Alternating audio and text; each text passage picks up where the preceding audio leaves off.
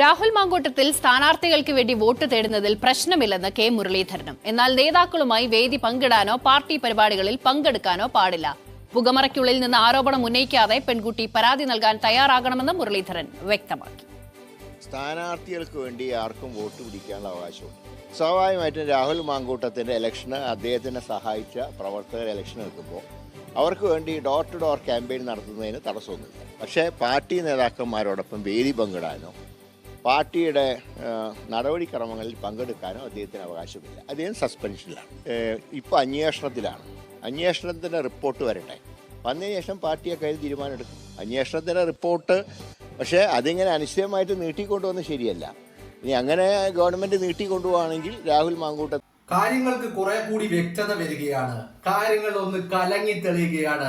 വിജയവും പന്തും രാഹുലിന്റെ കോർട്ടിലേക്ക് എത്തുകയാണ്. പൊസഷൻ ഇപ്പോ രാഹുലിന്റെ കയ്യിലാണുള്ളത്. ഇപ്പോ ഗോളിലും സ്കോറിലും രാഹുൽ തന്നെയാണ് മുന്നിൽ നിൽക്കുന്നത്. ഇതിനുള്ള കാരണം എന്താ? ആണൊരുത്തനങ്ങ് ഇറങ്ങി പുറപ്പെട്ടിട്ട് താനങ്ങ് നേരിടാൻ തയ്യാറാണെന്ന് പറഞ്ഞാൽ എല്ലാം ഒന്ന് കളങ്ങിത്തിരിയും. നിങ്ങൾ മുരളിയുടെ വാക്കുകൾ ശ്രദ്ധിച്ചു കഴിഞ്ഞാൽ, നിങ്ങൾ ആ വാക്കുകളുടെ ഉള്ളറകളിലേക്ക് ഒന്ന് പരിശോധിച്ച് നോക്കിക്കഴിഞ്ഞാൽ നിങ്ങൾക്ക് കാര്യം വ്യക്തമാണ്. കാരണം നമ്മൾ നേരത്തെ സംസാരിച്ചിരുന്നു, മാധ്യമങ്ങളിൽ പലരും ഒരു 2 സ്റ്റെപ്പ് പിന്നോട്ടടിക്കുന്ന കാഴ്ച നമ്മൾ കാണുകയാണ് ഇന്നു മുതൽ, അല്ലേ? പലരും ഞങ്ങൾ രണ്ടും പറയുന്നുണ്ട് എന്നുള്ള ലൈനിലേക്ക് എത്തുന്നു. മറ്റൊരു കൂട്ടര് ഒന്നും പറയാതെ നിൽക്കുന്നു. കാരണം എന്താ? ഈ പുറത്ത് വരുന്നതൊക്കെ വ്യാജമാണെന്ന് തിരിച്ചറിവുള്ളവർ ഈ പക്ഷം പിടിക്കാൻ നിൽക്കുന്നു. ഈ വാർത്തകളെ അവർ നൽകുന്നില്ല. ഒരു വെളിപ്പെടുത്തലുകളും ഒരു ഒലക്കയും അവരുടെ ചാനലിൽ കാണാൻ കഴിയുന്നില്ല. നിങ്ങൾ ഏഷ്യാനെറ്റ് ന്യൂസിലൊന്ന് കയറി നോക്കിയേ. അവിടെ രാഹുലിനെതിരായ ഒരു വാർത്തകളും, ഈ എസ്പെഷ്യലി ഈ തെരഞ്ഞെടുപ്പ് ഗർഭത്തെ കുറിച്ചുള്ള ഒരു വാർത്തകളും നിങ്ങൾക്ക് കാണാൻ കഴിയില്ല. അവരത് റിപ്പോർട്ട് ചെയ്തിട്ടേ ഇല്ല. കാരണം എന്താ? കാരണം അവർക്ക് നല്ല വ്യക്തതയുണ്ട്. ഇപ്പോ നേതൃത്വത്തിനും കാര്യങ്ങളിൽ കുറച്ചുകൂടി വ്യക്തത വരികയാണ്. ഇനി ഈ പറയുന്ന പുകമറക്കുള്ളിൽ നിന്നുകൊണ്ട് വെറുതെ അന്തരീക്ഷത്തിൽ ഇത്തരത്തിൽ ഒരു ഗർഭകഥ, അകത്ത് കയറ്റിയതിന്റെ അളവ്, ഉള്ളിൽ പോയ തുള്ളിയുടെ അളവ്, പുറത്ത് കളഞ്ഞ തുള്ളിയുടെ അളവ്, ആ തുള്ളിയിൽ എത്ര ബീജമുണ്ടായിരുന്നു എന്നുള്ള കാര്യം, ഏത് പൊസിഷനിലാണ്, ഇനി ഡോഗി സ്റ്റൈലാണോ അതോ 16 ആണോ അല്ലെങ്കിൽ വേറെ വല്ല സ്റ്റൈലിലും ആണോ, പൊസിഷൻ ഏതാണ്? ഇത്തരം വൾഗർ ആയിട്ടുള്ള ചർച്ചകള്, ആ ചർച്ചകൾക്ക് കേരളത്തിന്റെ പൊതുസമൂഹത്തിൽ സ്ഥാനമില്ലെന്ന് തിരിച്ചറിയുന്നു. ആ തിരിച്ചറിവിനുള്ള കാരണം എന്താ? ഒന്ന്, രാഹുലിന്റെ സ്റ്റാൻഡിങ് ആണ്. അയാൾ നട്ടല് നിവർത്തി നേരിടാൻ തയ്യാറായി അങ്ങോട്ട് നിന്നു. അത് തന്നെയാ ഒന്നാമത്തെ കാര്യം. രണ്ടാമത്തെ കാര്യം എന്ന് പറയുന്നത് കേരളത്തിന്റെ പൊതുസമൂഹത്തിന്റെ ഈ പറയുന്ന പ്രതികരണമാണ്. അവർ ഉന്നയിക്കുന്ന ചോദ്യങ്ങളാണ്. അവരുടെ പ്രതികരണ ശേഷിയും അവരുടെ പ്രതികരണ രീതിയും കാണുമ്പോൾ മറ്റു പലർക്കും തോന്നുന്നു ഇതൊന്നും ഏറ്റുപിടിക്കേണ്ടതില്ല, ഇതൊക്കെ വെറും തെരഞ്ഞെടുപ്പ് സ്റ്റണ്ടുകളാണ് എന്ന്. അതുകൊണ്ട് തന്നെയാണ് മുരളി പറയുന്നത് സസ്പെൻഷൻ ഉള്ളതുകൊണ്ട് സസ്പെൻഷനെ മാനിക്കണം, ഔദ്യോഗികമായ കാര്യങ്ങളിലൊന്നും ഇടപെടരുത്. ശരിയാണ്, അത് തന്നെയാണ് രാഹുലും ചെയ്യുന്നത്. രാഹുൽ ഔദ്യോഗികമായ ഒരു പരിപാടിയിലും പങ്കെടുക്കുന്നില്ല, കോൺഗ്രസിന്റെ വേദികളിൽ എത്തുന്നില്ല. എന്നാൽ പാലക്കാട് തന്നെ 18,000-ലധികം വരുന്ന ഭൂരിപക്ഷത്തിൽ പാലക്കാട് തനിക്ക് വിജയം സമ്മാനിച്ച സാധാരണ പ്രവർത്തകർ അവരിന്ന് സ്ഥാനാർത്ഥിയാകുമ്പോ അവർക്ക് വേണ്ടി 2 വോട്ട് പിടിക്കാൻ രാഹുൽ ഇറങ്ങുന്നേ. നിങ്ങൾക്ക് കൃമി കടിക്കുന്നുണ്ടെങ്കിൽ കടിച്ചോളൂ. ഇവിടെ ആർക്കും അതിനൊരു എതിരഭിപ്രായവുമില്ല. പക്ഷേ ഒരു കാര്യം നിങ്ങൾ മനസ്സിലാക്കണം, രാഹുൽ പറഞ്ഞതുപോലെ എന്താണത്? ഒറ്റ കാര്യമേ മനസ്സിലാക്കേണ്ടതുള്ളൂ. ജനം തീരുമാനിക്കും. ഡിസംബർ 13 വോട്ട് എണ്ണുമ്പോ ജനം തീരുമാനിക്കും. നിങ്ങൾ പറഞ്ഞതാണോ ജനം കേട്ടത്, അതല്ല രാഹുൽ പറഞ്ഞതാണോ ജനം കേട്ടത് എന്നുള്ളത് ജനം തീരുമാനിക്കും. അക്കാര്യത്തിൽ നിങ്ങൾക്ക് ഒരു തർക്കവും വേണ്ട. ജനം തീരുമാനിക്കട്ടെ എന്ന് രാഹുൽ പറഞ്ഞ് നിൽക്കുമ്പോ പന്ത് രാഹുലിന്റെ കോർട്ടിലാണ്. ഇന്നലെ കണ്ണൂരിൽ നിന്ന് കെ സുധാകരനെ നമ്മൾ കണ്ടു. അത് കഴിഞ്ഞിട്ട് ഇന്ന് മുരളിയെ നമ്മൾ കാണുന്നു. ഇങ്ങനെ അനന്തമായി നീട്ടിക്കൊണ്ടുപോയിക്കൊണ്ട് ഇത്തരത്തിൽ ആരോപണങ്ങളും സ്ക്രീൻഷോട്ടുകളും ഓഡിയോയും ആവശ്യത്തിനും അത്യാവശ്യ ഘട്ടത്തിലും സഖാക്കളും പിണറായി വിജയനും അടിമകളും പ്രതിസന്ധിയിലാകുന്ന ഘട്ടത്തിൽ ഇത്തരത്തിൽ സ്ക്രീൻഷോട്ടുകളും ഓഡിയോകളും ഇറക്കിക്കൊണ്ട് പിടിച്ചു നിൽക്കാനാണ് ഭാവമെങ്കിൽ കോടതിയെ സമീപിച്ചുകൊണ്ട് അതിനെ നേരിടാൻ തന്നെയാണ് കോൺഗ്രസിന്റെ തീരുമാനം. ആ ഒരു ഘട്ടത്തിലേക്ക് കോൺഗ്രസ് കടക്കുകയാണ്. ഇന്നലെ നമ്മൾ കണ്ണൂരിൽ നിന്ന് സുധാകരനെ കണ്ടു. സുധാകരനെ രാഹുലിനെ പിന്തുണച്ചുകൊണ്ടും അയാൾ നിരപരാധിയാണെന്നും താൻ അന്വേഷിച്ചെന്നും ഈ കാര്യങ്ങളെ കുറിച്ച് ഇന്നിപ്പോ മുരളിയെ കാണുന്നു. മുരളി പറയുന്നു അനന്തമായി നീട്ടിക്കൊണ്ടുപോയി ഈ പുകമറയെ ഇങ്ങനെ അന്തരീക്ഷത്തിൽ നിലനിർത്താനാണ് ഭാവമെങ്കിൽ കോടതിയെ സമീപിച്ച് നിയമ നടപടികൾ നേരിടുക തന്നെ വേണമെന്ന് രാഹുൽ മാങ്കൂട്ടത്തിന് ഉപദേശവും മുരളി നൽകുന്നു. എന്ന് പറഞ്ഞു കഴിഞ്ഞാൽ കാര്യങ്ങൾ കലങ്ങി തെളിയുന്നു.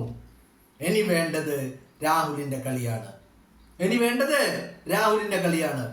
രാഹുൽ കളിക്കണം, ഇറങ്ങി കളിക്കണം, ഫോർവേഡ് ഇറങ്ങി കളിക്കണം എന്ന് തന്നെയാണ് എനിക്ക് പറയാനുള്ളത്. രാഹുൽ എന്താണെങ്കിലും ഈ വിഷയത്തിൽ വളരെ സജീവമായ നിയമ നടപടികൾ ഉണ്ടാകുമെന്നുള്ളതാണ് രാഹുലിനെ സംബന്ധിച്ചിടത്തോളം, അല്ലെങ്കിൽ രാഹുലിൽ നിന്നുള്ള അടുത്ത ആളുകളിൽ നിന്ന്, വൃത്തങ്ങളിൽ നിന്ന് നമുക്ക് ലഭിക്കുന്ന സൂചന.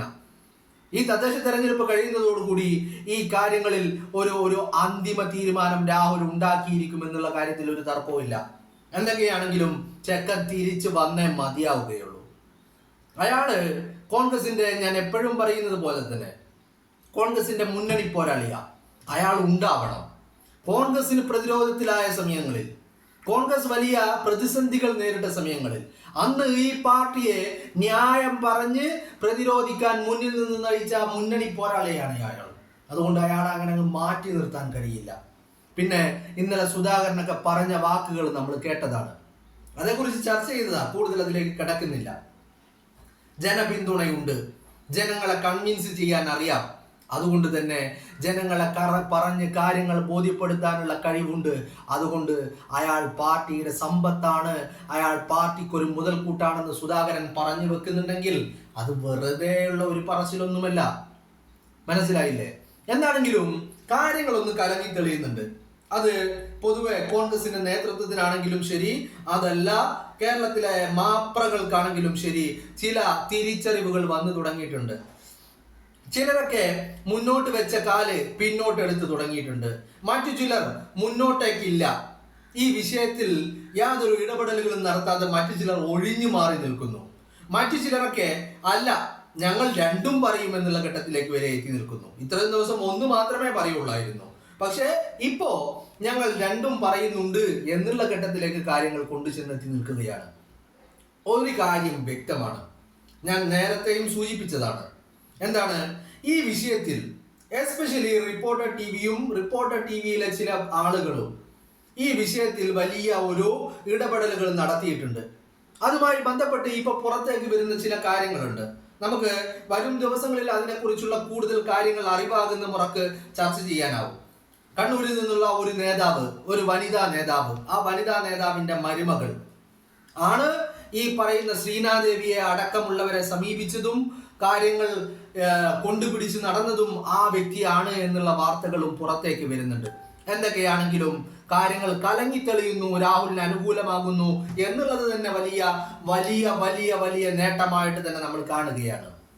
കാരണം ഈ തെരഞ്ഞെടുപ്പ് കാലഘട്ടത്തിൽ, തെരഞ്ഞെടുപ്പ് സമയത്ത് ഒരു തെരഞ്ഞെടുപ്പ് ഗർഭം ഉണ്ടാക്കിക്കൊണ്ട് രാഹുലിനെ വേട്ടയാടാൻ നിന്നവര് അവരുടെ ലക്ഷ്യങ്ങൾ വലുതായിരുന്നു. ആ ലക്ഷ്യങ്ങൾ എന്ന് പറയുന്നത് ശബരിമലയും അയ്യന്റെ പൊന്നുകെട്ടതും ഈ പറയുന്ന RSSന്റെ കുണ്ടി നക്കിക്കൊണ്ടുള്ള ഏർപ്പാടുകളും ഒക്കെ മറച്ചു പിടിക്കാൻ വേണ്ടിയിട്ടായിരുന്നു. ഇന്നിപ്പോ ഗോവിന്ദൻ പറയുന്നത് കേട്ടു, UDF വെൽഫെയർ പാർട്ടിയുടെ കൂടെ 150 സീറ്റുകളിൽ മത്സരിക്കുന്നു, അത് വലിയ പ്രശ്നമാണെന്ന്. എന്നാൽ കഴിഞ്ഞ 2020 തെരഞ്ഞെടുപ്പില്, തദ്ദേശ തെരഞ്ഞെടുപ്പില്, അന്ന് വെൽഫെയർ പാർട്ടിയും LDFും കൂടി സഹകരിച്ച് മത്സരിച്ച സീറ്റ് എന്ന് പറയുന്നത് 300-ലധികം സീറ്റുകളാണ്. അപ്പോ വോട്ട് കിട്ടാതെ വരുമ്പോ വോട്ട് ചെയ്യാത്തവരൊക്കെ വലിയ പ്രശ്നക്കാര്, അവരൊക്കെ വലിയ അപകടകാരികള് ഒക്കെയാണ് സഖാക്കൾക്ക്. അതൊക്കെ എന്തിനു വേണ്ടിയുള്ള തത്രപ്പാടാണെന്ന് കേരളത്തിലെ ജനം തിരിച്ചറിഞ്ഞു. അയ്യന്റെ പൊന്ന് കട്ടവർക്ക് വോട്ടില്ല എന്ന് കേരളത്തിന്റെ ജനം തുറന്ന് പറയുന്നുണ്ടെങ്കിൽ നിങ്ങളൊരു കാര്യം മനസ്സിലാക്കിക്കോ സഖാക്കളെ, രാഹുലിന്റെ തലയിൽ തെരഞ്ഞെടുപ്പ് ഗർഭം കെട്ടിവെച്ചുകൊണ്ട് നിങ്ങൾക്ക് അതിനെ മറച്ചു പിടിക്കാൻ കഴിയുമെന്ന് നിങ്ങൾ ഒരിക്കലും കരുതേണ്ട. നിങ്ങളുടെ അസ്ഥിവാരം തോണ്ടുന്നതായിരിക്കും ഈ തദ്ദേശ തെരഞ്ഞെടുപ്പ്. നിങ്ങളുടെ സർക്കാരിന്റെ ശവപ്പെട്ടിയിലെ അവസാനത്തെ ആണിയടിക്കലായിരിക്കും 2026 നിയമസഭാ തെരഞ്ഞെടുപ്പ് എന്നുള്ള കാര്യം നിങ്ങൾക്ക് ഒരു തർക്കവും വേണ്ട. നിങ്ങൾ അത് ഉൾക്കൊണ്ടേ